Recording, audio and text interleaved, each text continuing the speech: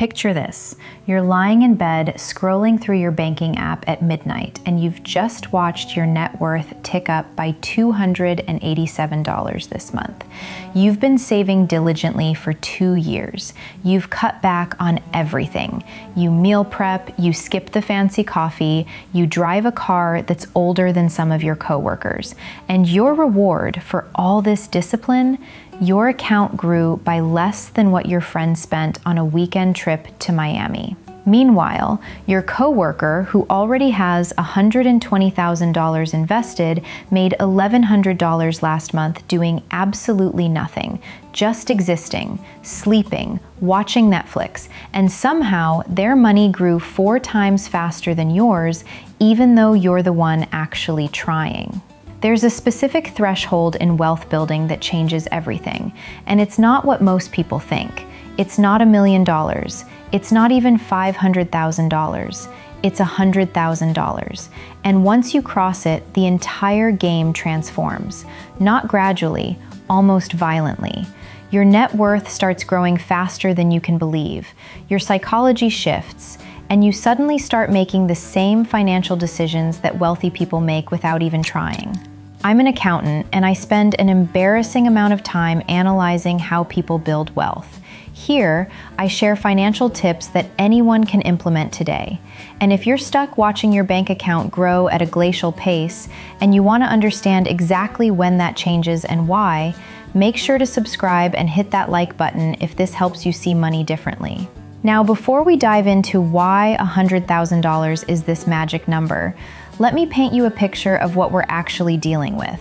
You're making decent money, let's say $65,000 a year. You're saving $400 a month, which is actually impressive considering rent is eating 30% of your income. You put that $400 into an index fund every single month like clockwork. After 1 year, you've contributed $4,800. The market gave you maybe 10% returns, so you made about $240 in gains. You know what $240 is? That's one expensive dinner. That's half a car payment. That's the amount of money that disappears when your dog eats something stupid and needs emergency vet care. You open your investment app and you see $5,040 total.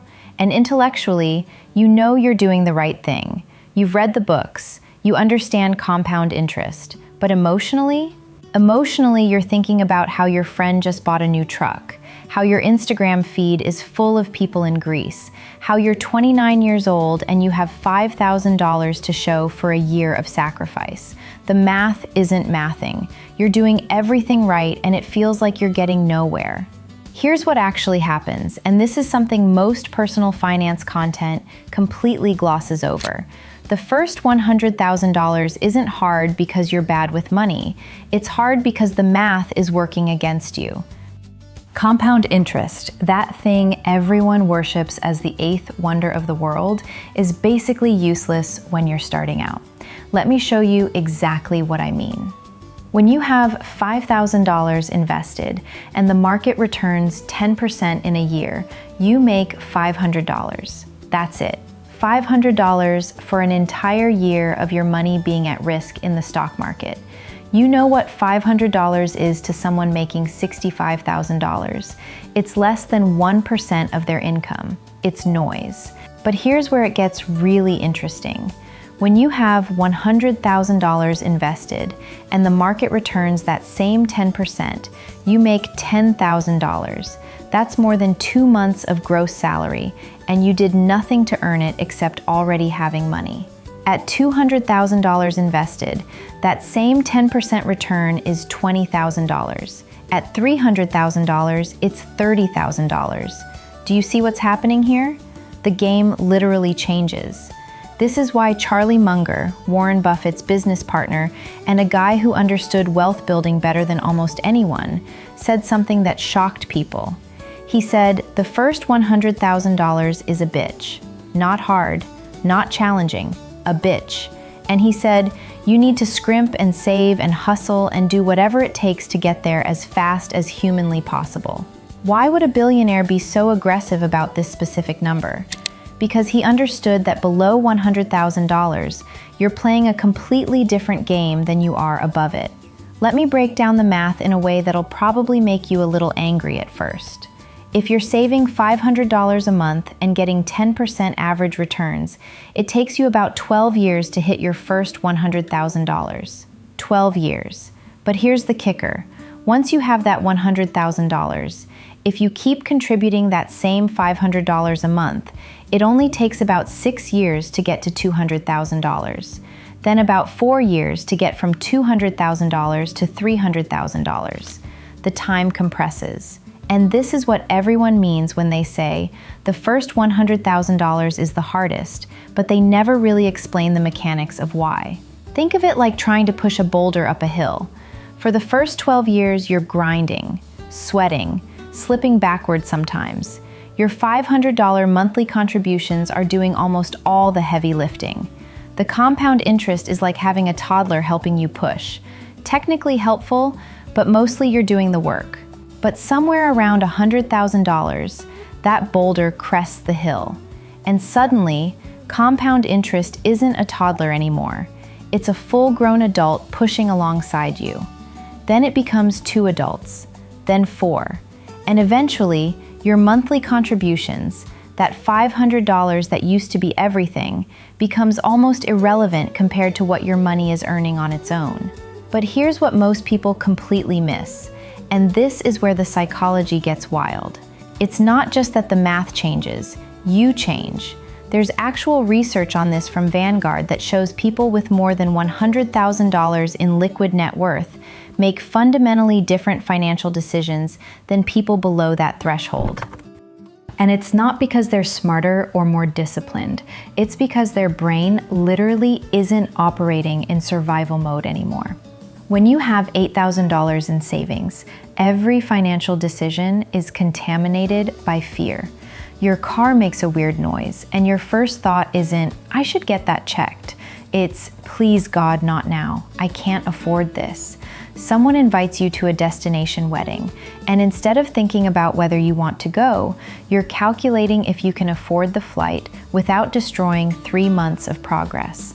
You get a job offer at a new company with better long-term prospects, but slightly lower starting salary, and you can't take it because you need every dollar right now. Your entire life is a series of decisions made from a place of scarcity, but something remarkable happens when you cross $100,000. Suddenly, that car noise is just an annoyance, not a catastrophe. The destination wedding becomes an actual choice based on whether you like these people, not a financial calculation. That job offer, you can actually evaluate it based on career trajectory instead of immediate survival. You're not rich, you're not even close to retirement, but you've escaped the gravitational pull of paycheck to paycheck thinking. And this is where it gets really interesting, because this psychological shift makes you better at building wealth, which creates more psychological freedom, which makes you even better at building wealth. Let me show you exactly how this works in real life. Imagine 2 people. Sarah has $15,000 saved. Mike has $110,000 in net worth. Both of them work at the same company, making $75,000 a year. Their boss is a nightmare, micromanaging, taking credit for their work, the whole thing. Sarah wants to quit, but she can't. She needs this job. Her savings would last maybe 3 months if she lost her income, and that's without any unexpected expenses. So she stays. She takes the disrespect. She watches her mental health deteriorate. And here's the brutal part. That stress makes her worse at her job, which makes her less likely to get promoted or find better opportunities. Mike, on the other hand, has what I call walking away money. He's not financially independent, he can't retire, but he has enough that losing this specific job isn't an existential threat. So when his boss takes credit for his work in a meeting, Mike pushes back, professionally but firmly. And you know what happens? The boss respects him more. Because Mike has something in his voice, a kind of calm confidence that comes from knowing he has options. 6 months later, Mike gets recruited to a better company with a $15,000 raise. Sarah is still in the same position, hoping things will get better. This is the invisible advantage of crossing $100,000. It's not just about the money compounding. It's about your confidence compounding, your career trajectory compounding, your ability to take smart risks compounding. You start negotiating harder for raises because you're not desperate. You switch jobs more strategically because you can afford a week or two between positions.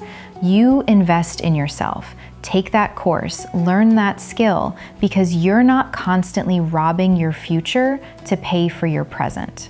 And here's the part that will blow your mind. Once you have this foundation, you start seeing opportunities that were invisible to you before. Your coworker mentions they're looking for someone to do freelance bookkeeping on weekends. Old you would have ignored it because you needed your weekends to recover from the stress of barely making it.